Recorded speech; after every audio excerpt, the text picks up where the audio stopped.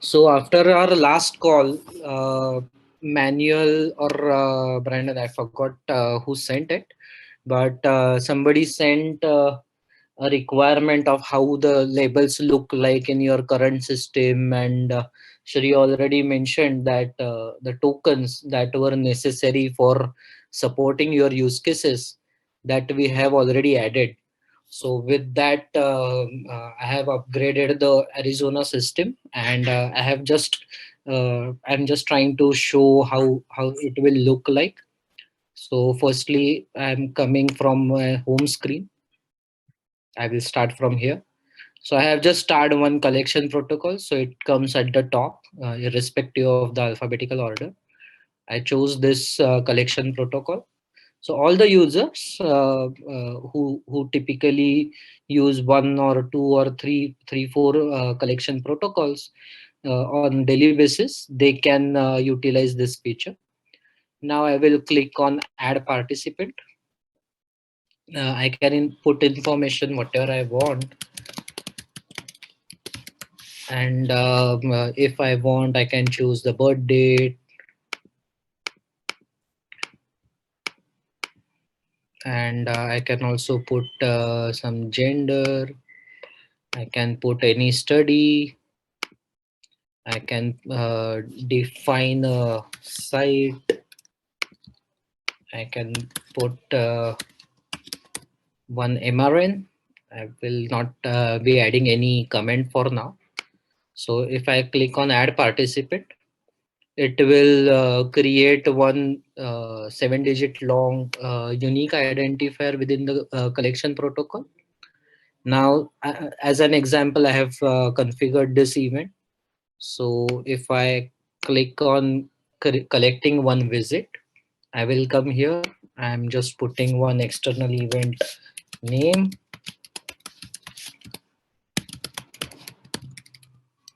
and I'm putting an event type as baseline. I create this. See, this is the format that able protocols were currently using. That if it is the first visit, it will add -001, and likewise for the next visit, it will be 002, and so on. Now I'm just collecting specimens.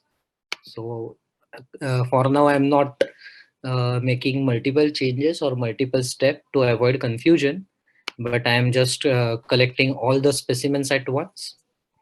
Now I have already enabled auto allocation. So this is one of the freezer that we have for the training institute. You will see all the aliquots that we have created that are getting automatically assigned to a next available slot in the in the containers or the freezers.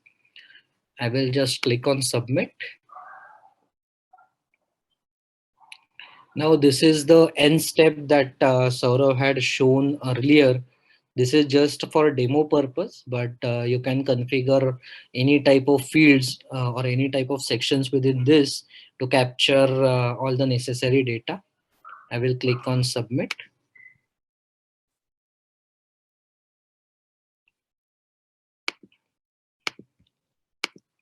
Now, if you see, I collected 5 plasma samples. So this is the label format that was provided by Brandon. So Brandon, is it the right format?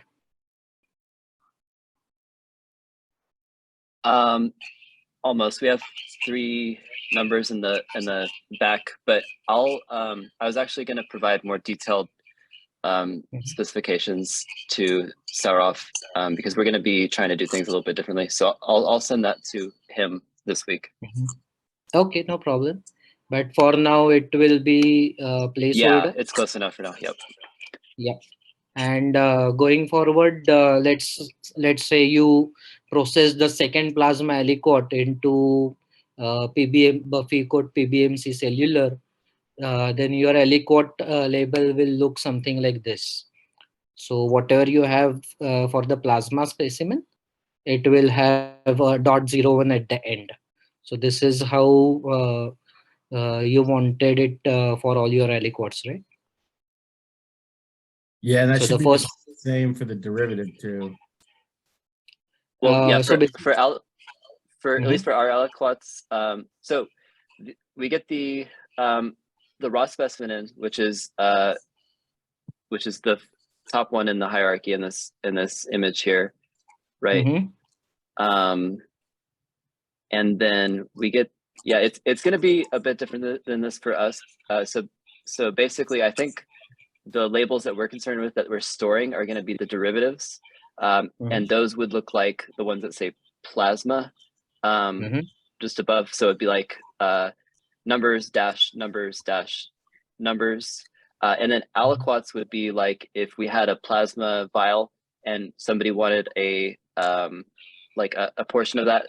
If we just take off like 100 microliters and put it in a new vial for them, that would be an aliquot, which we don't typically do, and that Mhm. would be the 0.01, Mhm. which, like I said, that looks unfamiliar to our team because we don't really use it. But if we did need it, that's the code that it would look like.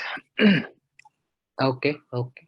So basically, this is based on the data that you provided with this file, that you will have one plasma, two plasma, then from second plasma you will have Buffy PBMC cellular, then same for the third plasma and its one derivative, and similarly for fourth one, and fifth will be just plasma. So we have just Yeah. tried to mimic this label formats. Okay. Yeah. I'm But not sure. I'm not sure where that one came from, but Mhm. we can give you more better specifications later. I was going to do that this week anyway, so I'll get that together. Great, great. But basically, what I want to understand first is, does this is it close enough to what you currently use? For demonstration purposes, yeah. But it'll be a bit Mhm. different. Yeah, that's okay. We can configure it the way you want, so that is not a problem at all. So I will quickly go over the label formats and try to explain you how it looks. And I also want to point out that these configurations, so everybody knows, they can be Mhm. different for everybody else's collections. So it's not like tissue metrics where we're kind of locked in, and everybody kind of has to follow the same format. Yes, that is right. That is right. So everybody can define their own label formats. And in case if they think that I need a different label format for PBMC cellular versus a different format for PBMC fluid, then they can also define to that label. So all that is configurable. So this is the label formats that you are currently looking at. So you don't need to bother about details of each token immediately, but uh, how it typically looks is PPID is CPUID 7. So whatever is present in the bracket, that simply means the total length of the label. So because of that, the patient identifier is coming in as 7 digit, and sequentially it will keep on incrementing, like next will be 28, next will be 29, and so on. And you can define from where this sequence should start. So all such things are doable. And this is the new label that we introduced, that Shri was talking about in the last week. That this label typically pulls up a new 3-digit code from from every event across the events. So whenever a participant visits, it will just increment it by 1. So because of that, irrespective of which event you are choosing, visits will automatically be generating one after the other. And rest of the things you can check from wiki page. You can click on the help page at any time, and it will navigate you to our respective wiki pages. It will drive you to the respective wiki page, and you can uh, choose what is the which are the right tokens for you. In case if you face any issues that this token is not suitable, we are struggling to get the right combination of tokens or any similar issue, then you can just reach out to us and we will be there to help you out. Now what the next important topic that I wanted to cover is I think Brandon has already answered, but has anybody tried to mimic specimen requirements as per their current collection protocol?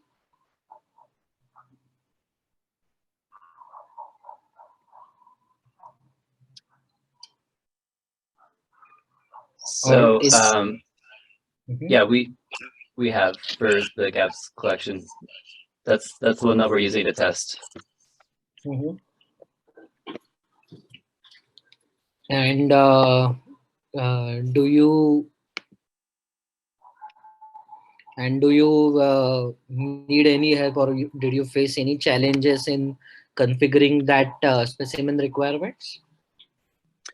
We're working on it, so I'll let you guys know. We'll definitely need some help with some of the JSON potentially, but we'll need to get into the details.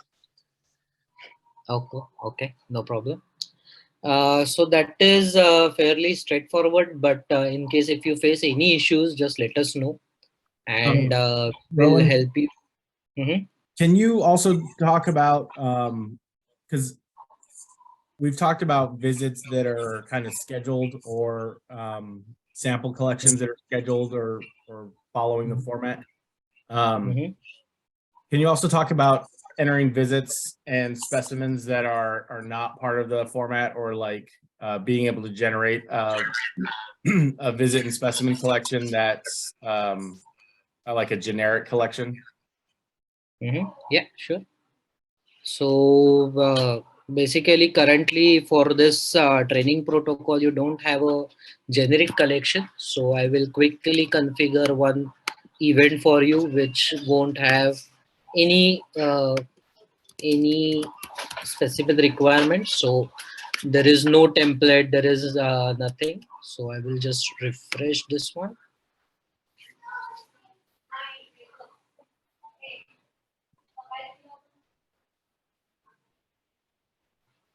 Yeah. So this is a generic collection that I have created. You can click on collect and click on visit. It will behave exactly same way as it is behaving uh, for the previous or the template based visit. But did you see it just generated the 002? So it is what you expected. Now suppose I do not have any pending or any predefined specimens like whole blood or anything. I can click on add specimen. I can choose the regular one. Firstly, I need to select a type. So let us say I'm choosing whole blood. Then in case if I have any quantity like 10 ml, or in case if I have some free store that is not needed, you can always add any collector receiver. By default it is defaulted to the logged in user, but you can choose anybody. Let's say manual, and receiver is me. I added the default date and time is when you have logged in, but you can choose to update it. You can use any reagents that you have added. Let's add trizol, and you can decide how many specimens you want. So let's say you collected 3 primary specimens or 3 whole bloods. You can click on you can mention 3 over there. Click on next. It will drive you to this window. Here you will see that 3 whole bloods are created. They are automatically getting stored into one or the other container. This is based on auto location rules that you set, and you can choose to manually add some locations or simply clear all the locations and that kind of stuff. You can, currently I'm not storing it anywhere. So I submit. Now, in case if you have any end step configured, all that fields you can add over here and submit. See, this created the similar kind of labels. So currently I have just created primary specimen. Now let us assume I want to create derivative for these two. So I can click on action. I can say create derivatives. Suppose from the first whole blood I want to create plasma, and from second whole blood I want to create serum. The first one gets 5 ml and this is also getting 5 ml. I don't want whole blood to be available anymore, so I'm just closing the parent specimen. In case if I want to print labels, I can check these things also, and I can click on next. In case if I want to create aliquots, I can also click on this and create aliquots. But let's not complicate it in the same go. I can click on next. It will just tell me that all whatever positions that I have created, it has automatically associated with the new locations. I clicked submit, and if you see the primary tubes are no more available, it is marked as closed.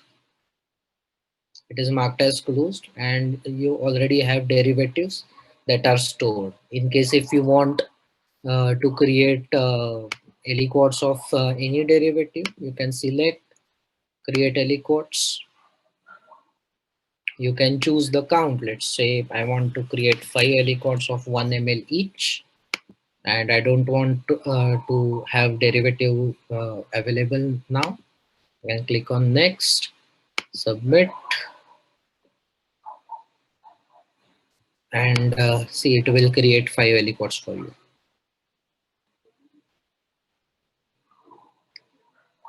Any questions on this process?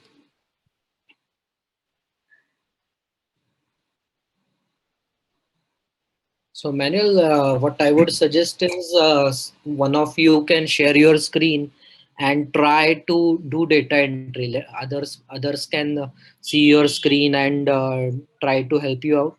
I will keep myself mum, and in case if you are stuck anywhere, you or anybody from the team, in case if that person stuck anywhere, others can help.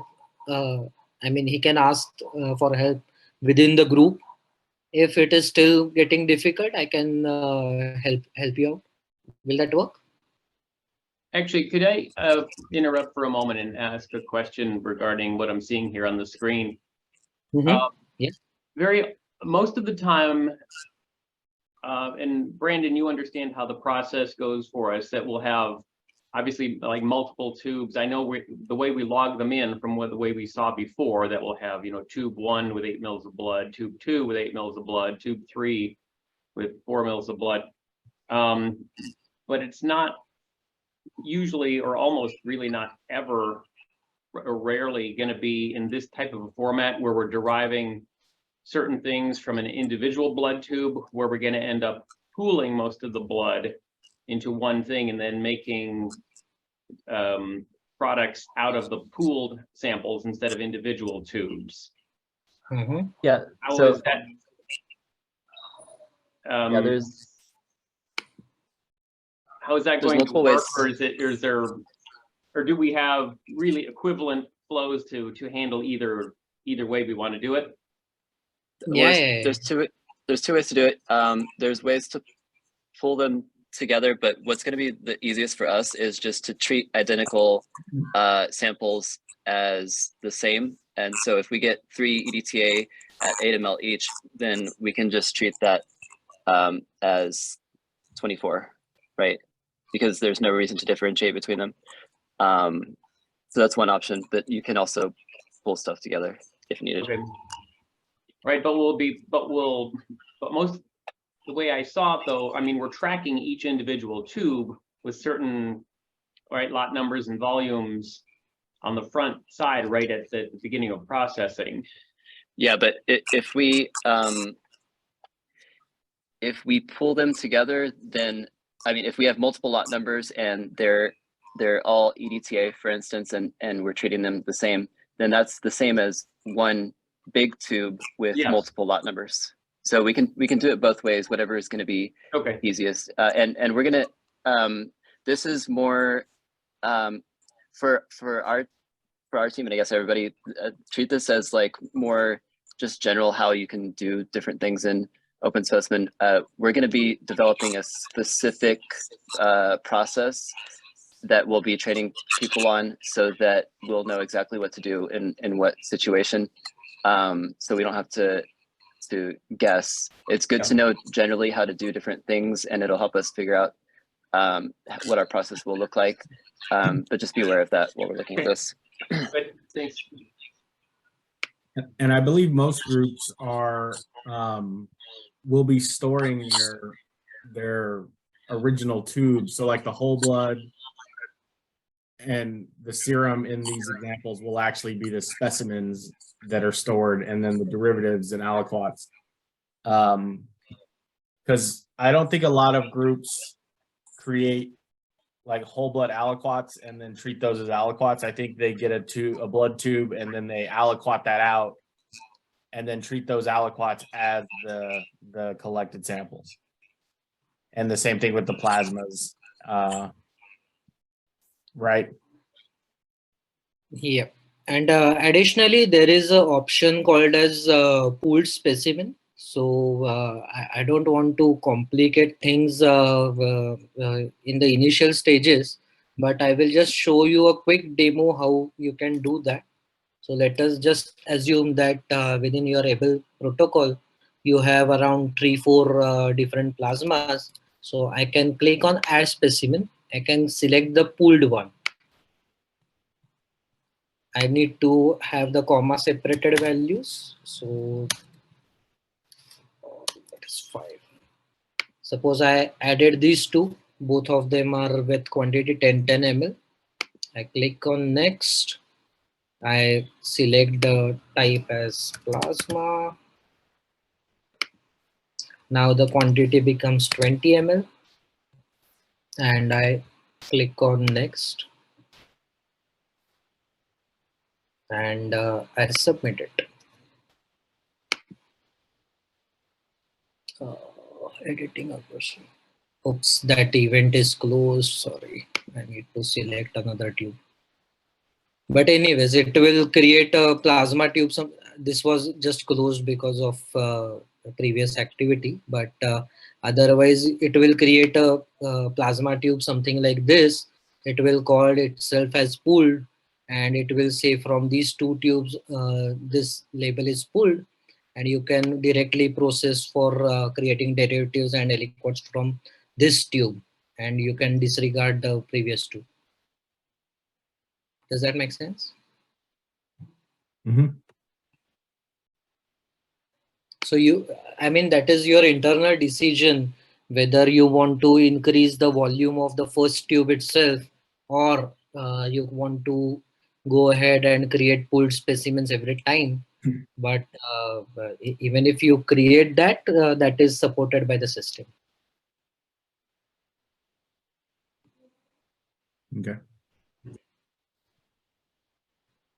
You can play around a bit on this, and just let us know what is the best way to move forward. But if you say that you always pull the plasmas or whole bloods together and then process it for something, then this is the right way to move forward.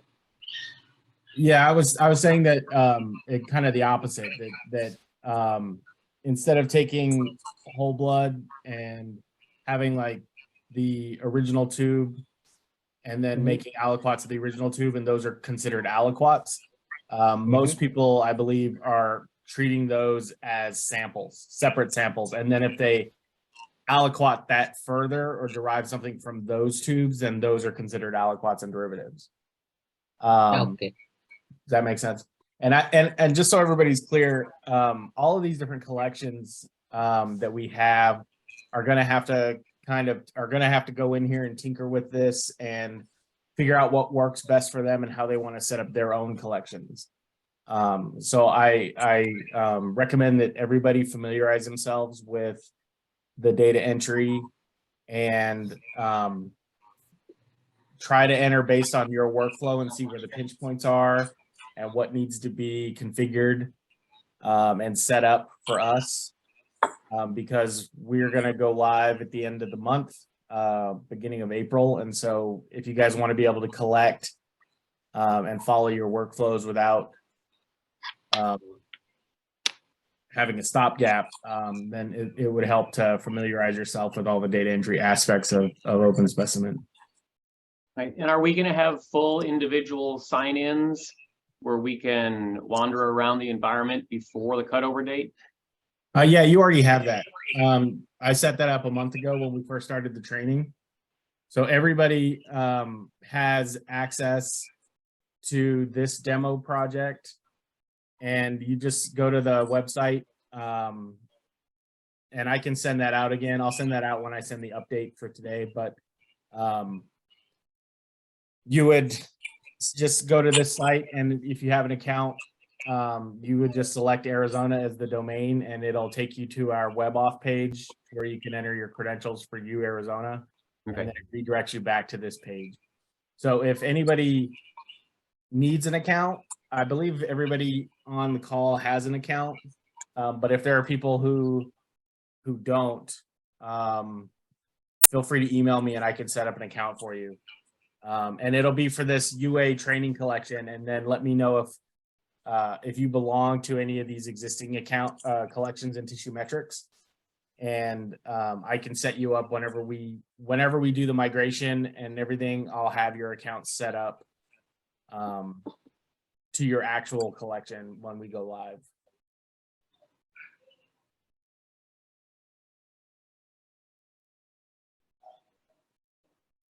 And currently, I think for this training institute, I think everybody has access, right? Yeah, I set up accounts for everybody the first training we had a month ago. Okay, great. Yeah, So and I in sent that, out an update for everybody at that time, but I'll add the link and the login instructions again when I send out the update for this training. Mhm.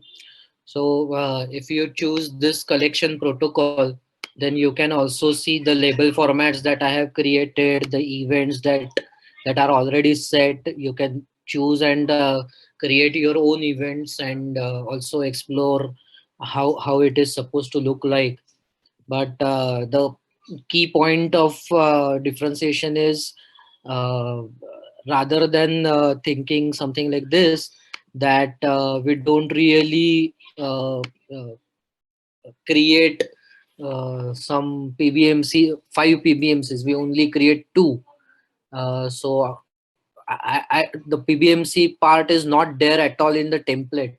That should never happen. So at least one aliquot of each type that you are going to process within that particular protocol should be presented over here, so that end users don't get confused that, okay, now I want to create a PBMC aliquot and I'm not sure which whole blood to use or which plasma to use. So that should that should be as close as possible while you are exploring the system. Also make sure that your end users or the lab users who are going to use the system, they are not getting confused unnecessarily. Mm-hmm. It should be as closely matching to what you have in the current workflow setup or in your current collection, right? And so now I will stop sharing. One of you can, first of all, is there any other question before I hand it over to one of you to try doing data entry? I have a question. So I tried pulling a specimen, and I'm getting a message that says no specimens in the pool. Select at least a couple of undisposed collected specimens to create a pooled specimen. So can we go over polling again? Just because I tried it for donor 28, and I don't know, I keep getting that message. Do you want to share your screen, Natalie, so we can see? Oh, Yeah. no, I'm on my desktop, and I'm on my laptop, but I can log on and share right now. Mhm.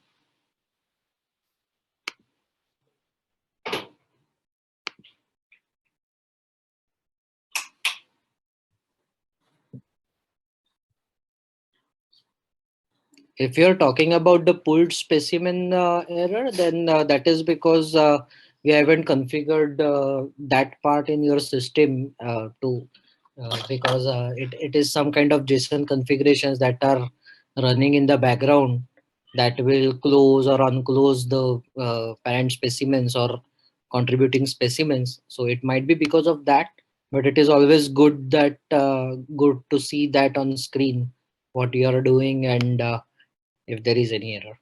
Okay, so I think I made donor 28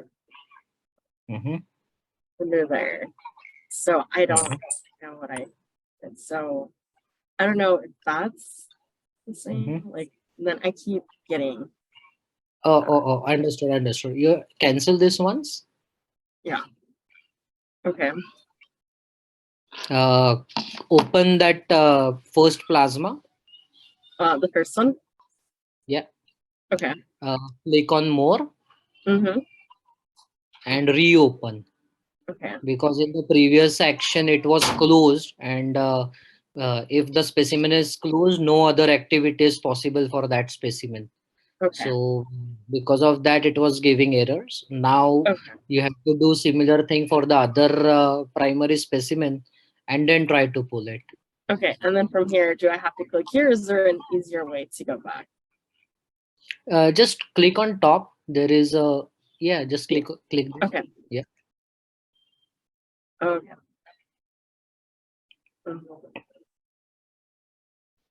Okay. Yeah. And then it should let me pull them together. Yeah. No, it will. You have to enter the specimen labels manually over here. Oh, I have to do it manually. Yeah. Okay. And If it's you this had, label. mhm.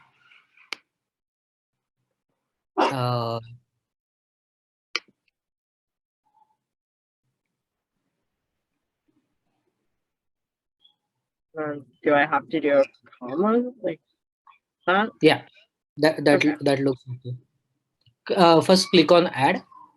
No, Oh, I first have to click on, click add. Okay. yeah. Now click on next, Okay. and you can define the type at the top. So after pooling, do you want to directly consider is that no, not collection container, the Okay. type specimen type. Oh, type. Okay. Sorry. No problem. You can choose PBMC or something, Okay. or plasma for that matter, in case if you're just pulling it. Okay. Okay. Sounds good. You can click and type in, no problem. So it Okay. will search also. Cool. Now you can mention the initial quantity, whatever quantity. Anyways, Okay. you can. No, it's okay. Okay. I think. Yeah. I just wanted to see. I'll keep exploring it. Thank you. Yeah, no problem. Do you want to try doing data entry? One full quick registration, registering a couple of visits, and processing some primary specimens, or you will do that offline? I've made a few. I don't know. Does anyone else want to share their screen and do that? I don't know if Okay. or if anyone else would want to, or if Dr. Badowski. But if not, I'm more than happy to do that if you want to walk me through. Mm-hmm. Yeah, please. Any volunteers? Okay. So I think you can go ahead sharing your screen, or else what I would suggest, there are close to 13 participants. So it is better that you guys do it offline, and in case if you face any issue, just let us know that I faced this issue. When Manuel sends the email that today's updates or something like that, I am always CC'd on that. My name is Rohan, so you can write to me anytime, and I will be there to help. One And other question for you guys. When you Mhm. register the samples, is the barcode being generated out of OpenSpecimen, or do we have to do something else? So specimen label is generated automatically, so that 001-001 or whatever that format is, that will be automatically generated. Okay. In case if you have a pre-barcoded tubes that I just need to match this QR code to open specimen, then that is also supported by system. So Okay. that part has to be done manually. And so we can vary. So if we need 5 plasma, 3 PBMC, and 1 DNA, we can enter those in and get all the barcodes, appropriate numbers, and labeling. Yeah. Then. Okay, that'll be much easier. Yeah, it can be done. Thank you. So just give it a try on the training protocol. You can create your own event and try to configure it there. And in case if you face any issue, just let me know so that I know that collection protocol I will be able to modify and configure it the way you want. Sounds good. Does anybody have any other questions for Rowan, or anything that they've seen so far in the training that they would like explained better? So I assume, Manuel, that rather than type in the patient ID, we can barcode scan that with a keyboard wedge. Yeah, you should be able to. All right, so we don't have to type those long numbers or anything. Mhm. Yeah.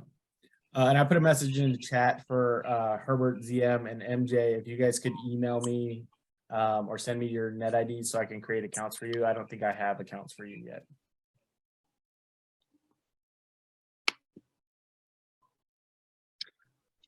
Rowan, it might be good to demonstrate registering a participant and an event and collecting samples, even if it looks different from what we're going to be doing. And I just want to reemphasize for our team, this what we're seeing here is good to know in general and to explore, but we'll be doing specific trainings internally on the process that we've developed, and it should be a decently efficient workflow and not too confusing.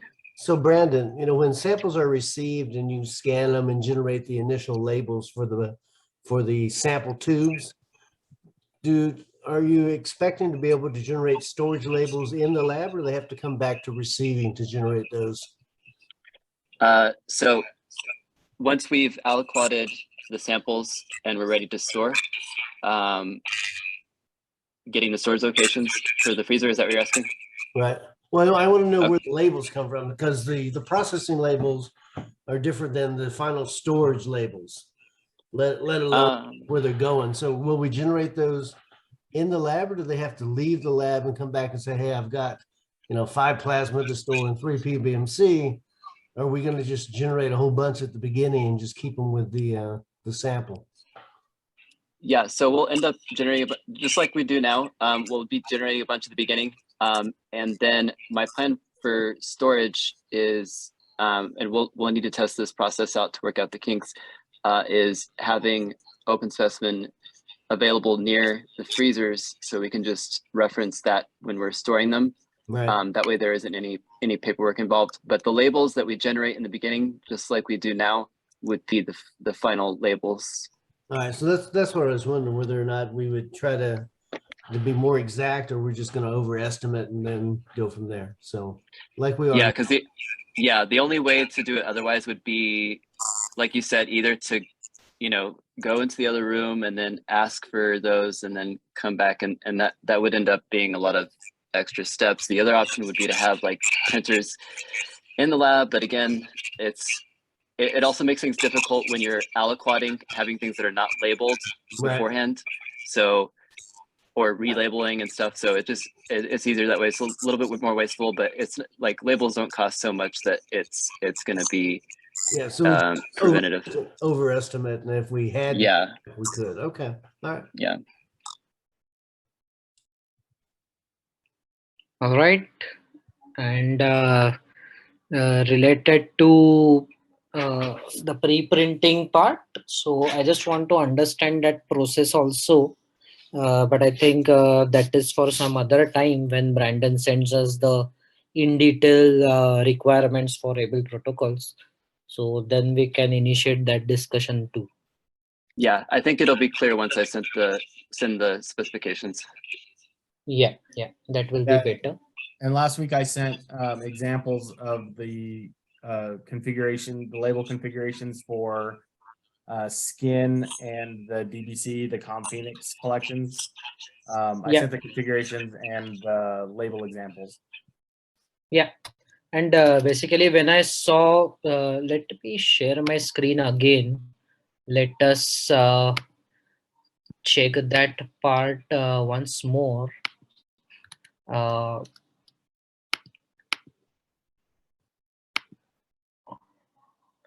So Brandon, I'm just trying to understand first. So this is for the skin biorepository that you sent. Yeah, that would be Mary who would be able to answer any questions for that. Okay. So Mary, I want to understand this file first. If I understand correctly, this file contains labels for multiple participants. So first participant, second participant, third participant, fourth participant. So what is the standard process that you follow in your lab? Do you pre-print labels for, let's say, 10 participants or 5 participants in one go?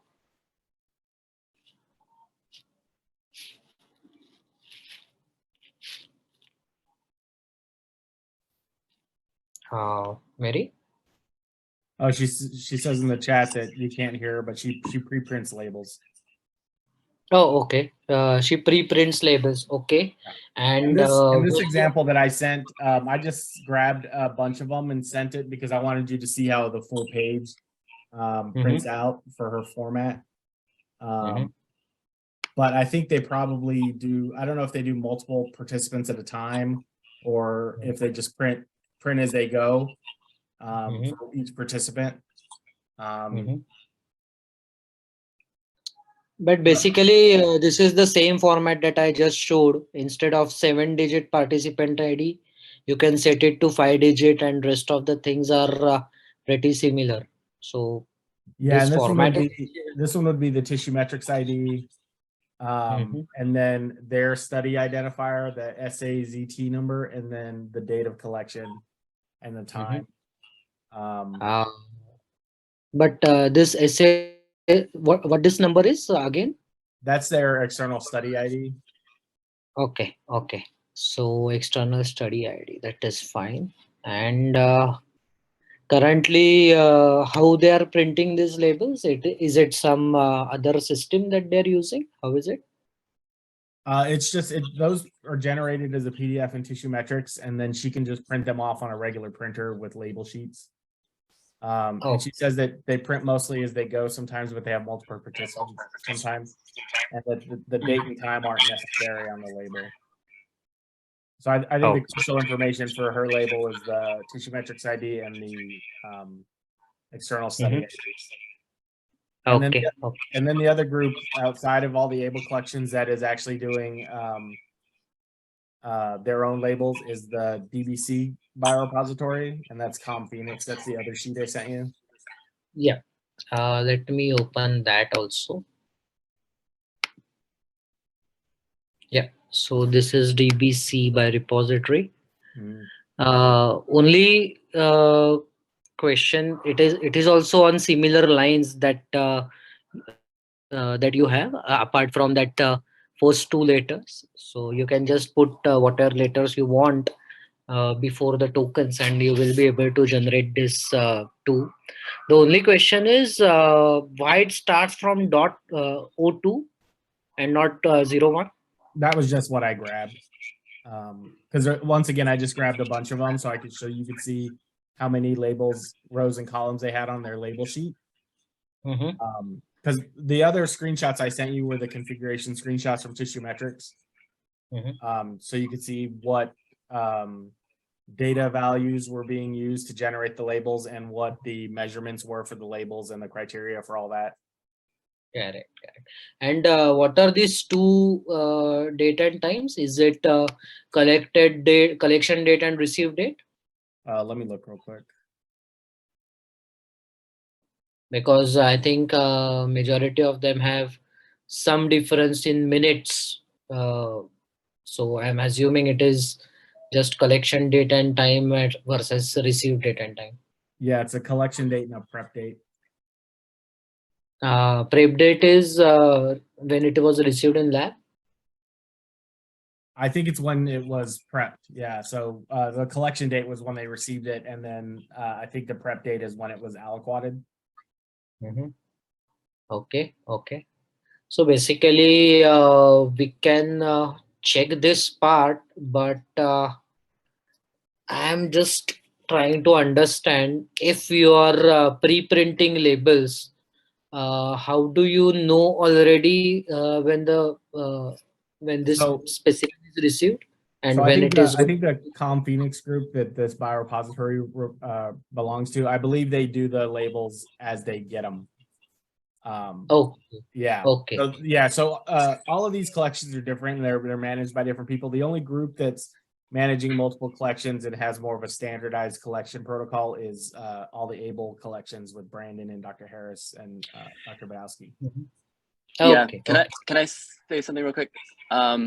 So it'd be good to have this this particular discussion in a different location. I think Manuel can be the facilitator at some other time for figuring out how the labels are and coordinating with Mary and the other ones.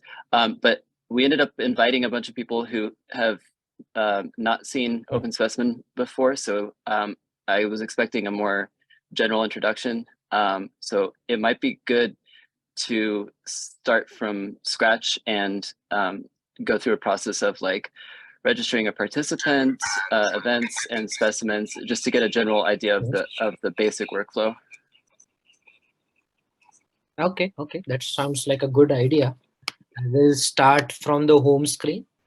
So whenever you log in, you see this kind of screen in front of you. So depending on your role, you will be seeing a limited number of collection protocols, a limited number of cards, a limited number of containers, and that kind of stuff. So wherever you have access, only those will be visible for you. Now any specimen, any participant that you have in OpenSpecimen, that is always connected with collection protocols. So this is one of the example collection protocol. So in this collection protocol, you can document all the necessary information, your sites, how the label should be generated, whether you want to collect consents or something like that. If you have any principal investigator that you want for documentation purpose, and all such things can be configured for one collection protocol.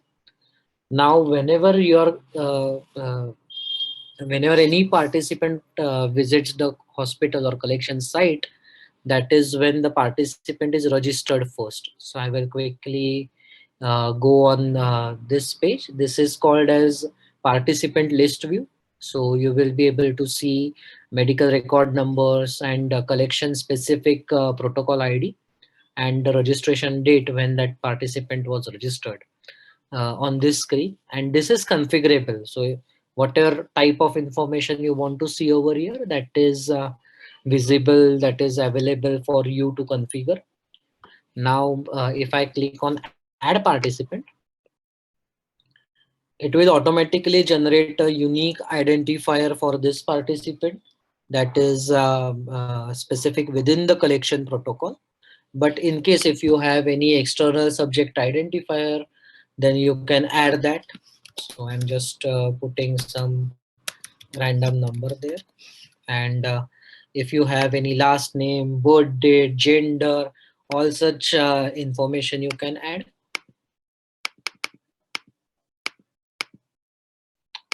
You can choose the gender, male, female, whatever.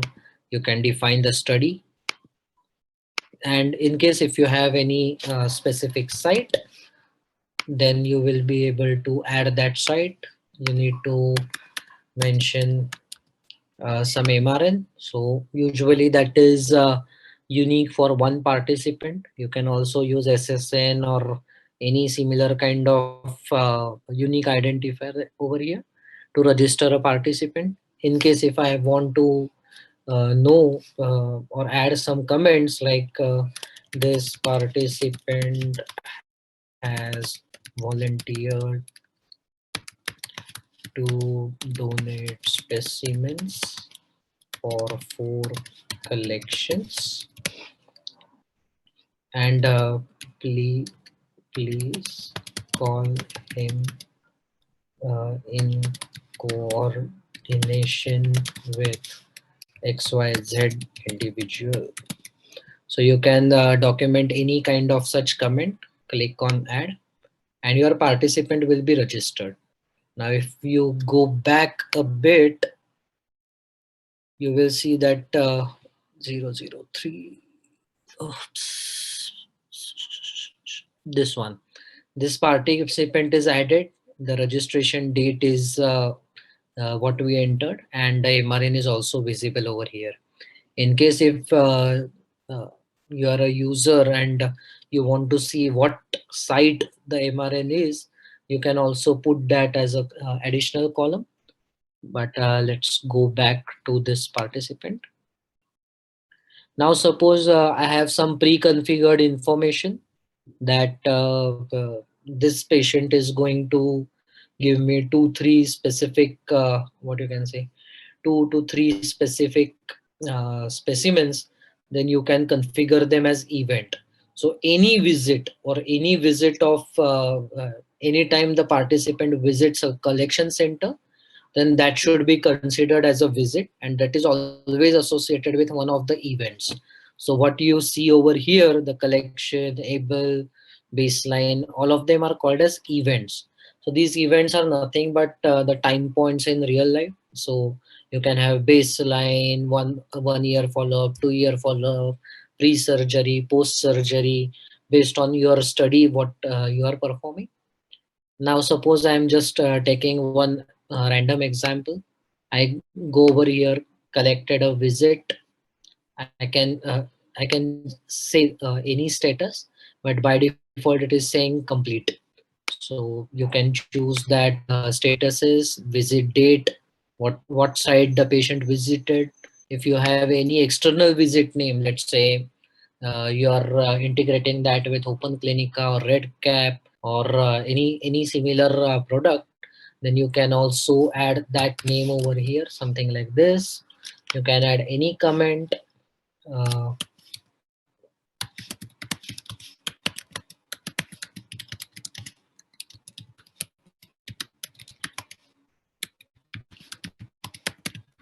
so you can add any comment, you can choose any event type.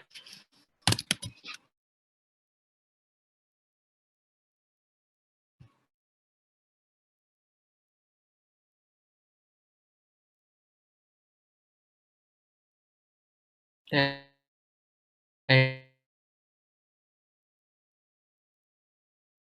Rowan, I think your screen froze. you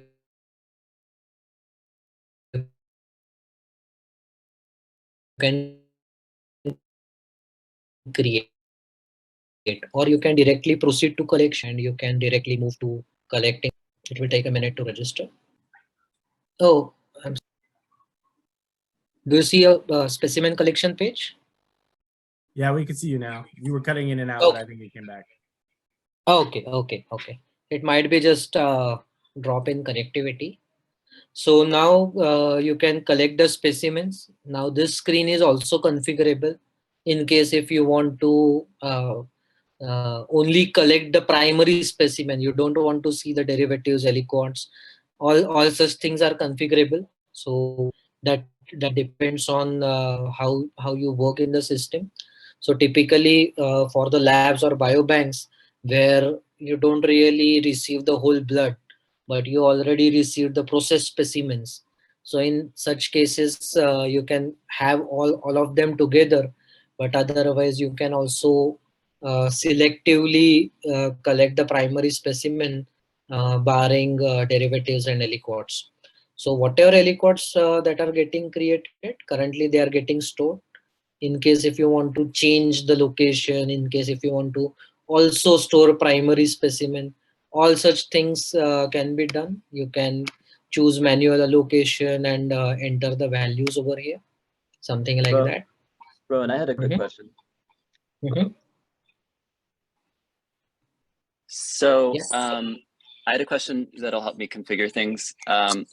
If I add the nth step, which is the step that comes after this screen for people who are not aware, am I able to apply auto allocation on that screen, or do I need to do auto allocation on this screen only? You can do that on the next screen also. You can Okay, that's good to know. completely skip this page and configure all the necessary fields on n step 2. So there is a way to do that. Of course, there will be some limitations, some restrictions, but you should be able to do that. Okay, we'll talk about that more later. Thanks. Yeah. So now there are some predefined quantities, but I can choose to change them. So suppose I collected mistakenly some more quantity, and here I collected a bit less. So I can document that. In case instead of one, I want to collect, let's say 3 aliquots, I can do that, and all of them will be collected automatically. Now, if I submit, because I increased couple of aliquots here, it is not yet associated with the right positions. So if I submit, system will ask me that, okay, the parent quantity I have exceeded somewhere. Okay, so I have to, yeah. So basically, from 1 million cells, I cannot create 3 aliquots of 1 million cells. So it gave me an error. So just a validation added by system.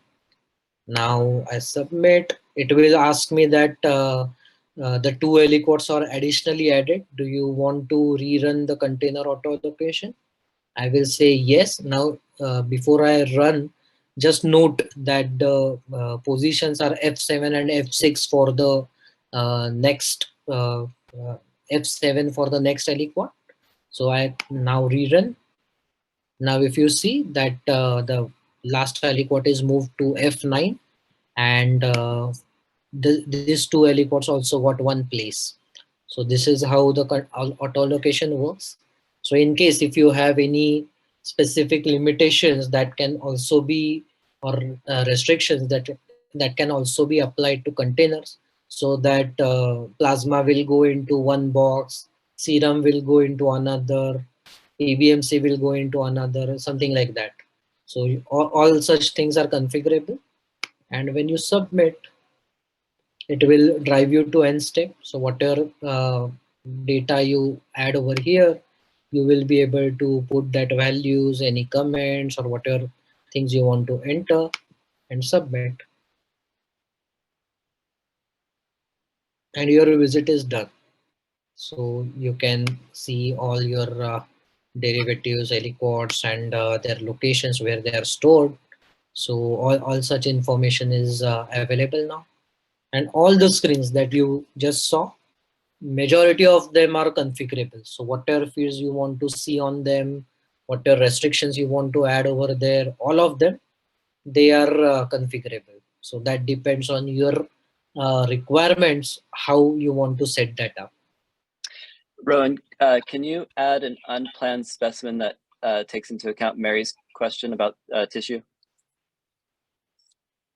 Sorry, I didn't read the question. Mm.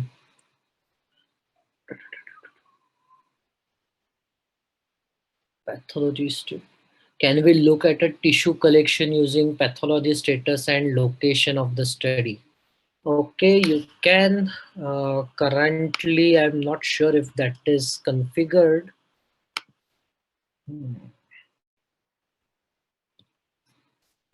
Uh,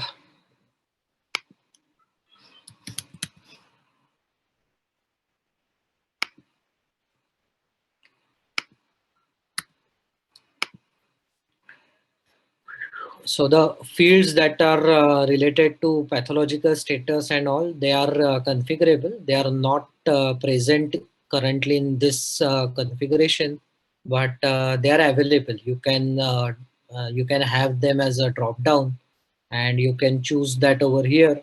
And that way, you just need to document that values, or you can also add that on end step, and all that things can be done, but once you document that value, it is queryable. So let me connect to one other environment. Just bear with me because it is a bit used up environment. So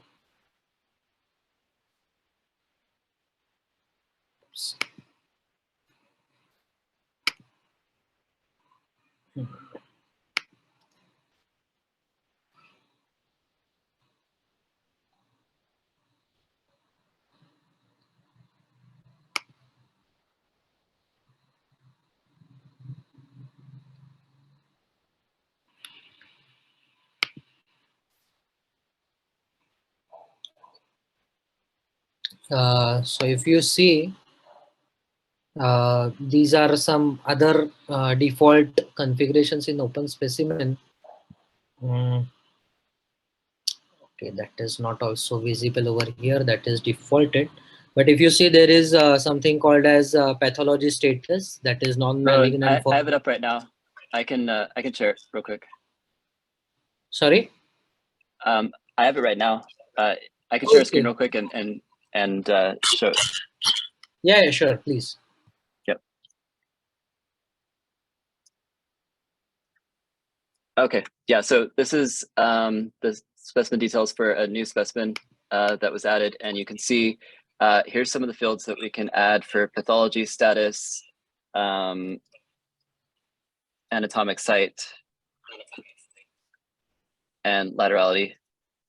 And so they just need to activate those fields for whichever collections use them. So that's that. Does that answer Mary's question?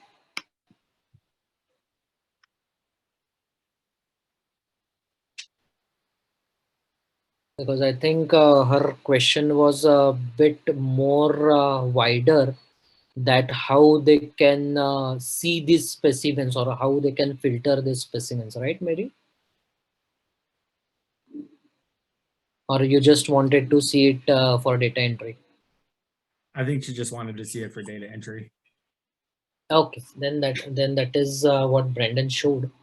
But otherwise, the participant overview page that we saw, on that you can add the filters for that specimen type, laterality, and the anatomic site, and so on. And you can even filter based on that within the specimen list view itself. So all such things are configurable. Any other questions?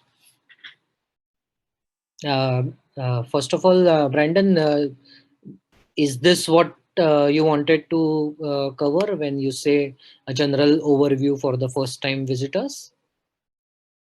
Yeah, that looks good. Okay.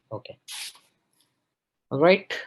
Anything else that we wanted to discuss today? Otherwise, we'll wait for Brandon to provide us with detailed information. Hi, will this training be available to everyone? I know this is a brief overview. In case anyone wants to review it. Yeah, I'm recording it, and I post an update through email, and I'll add you to the email list. Perfect. Thank you. And I include the links for the previous trainings as well. Perfect.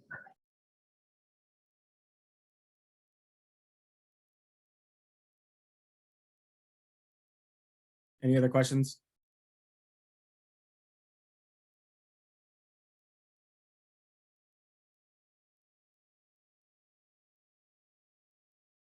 All right, Roland, it sounds good. Like we're good on our end. Okay, that sounds great. But more importantly, I think I will encourage all of you to play around the system as much as possible and try to come up with problems and your questions as early as possible so that before go live they can be ironed out.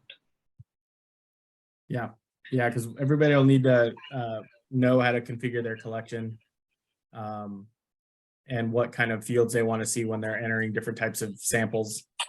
And so any roadblocks you run into, please let us know so we can talk to the OpenSpecimen team and get these things worked out. Sure. All right. Thank you everyone for joining today. See you in next week. Brandon, one quick question before we drop off. In the next week, we already have another training scheduled, but do you think it will be wise to go over the data entry once again, assuming that Brandon has provided the detailed information by end of this week? So because there's multiple audiences here, some with different collections who will have different processes, I think the best use for the next training would be to go over generally how to do the next half, which is creating carts and shipping and dispensing specimens in general, so that everyone knows how to generally do it. But then like our biobank will have a specific way of doing it, and other people may have a specific way, but we'll all know the basic way how that operates in OpenSpecimen. Sure. That sounds good. Meanwhile, I will request Brandon and Manuel to talk to your respective teams and provide 2 or 3 examples of how you distribute your specimens in day-to-day life. So just for an example, you always send it to University of Miami to Dr. Roberts, and he always wants plasma samples, or we always send him plasma samples, something like that. If you have that part, then you can just send 1 or 2 examples. Additionally, it will be good to document a generic step-by-step process, how you follow it. For example, how you receive the request. Is it through emails, calls, or is it through some kind of catalog that you have these many numbers available, how that is shared with researchers and that kind of stuff. So if you can do that a step-by-step process, that will be helpful for the next training. We can discuss more on Thursday, but this is what we will need. Sounds good. Yep. All right. Thank you everyone for your time. Good day. Thank you. Bye. Bye.